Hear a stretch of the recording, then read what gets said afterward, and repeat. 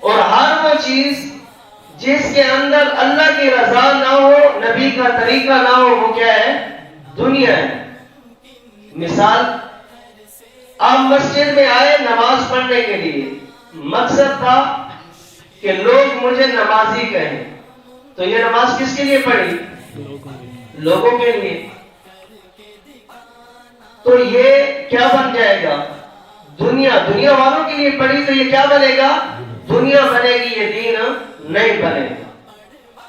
آپ بیت الخلاء میں داخل ہوئے، پہلے بایاں پاؤں اندر رکھا، اپنی حاجت پوری کی، باہر نکلے پہلے دایاں پاؤں رکھا، دعائیں پڑھی، تو یہ آپ کا کیا بنے گا؟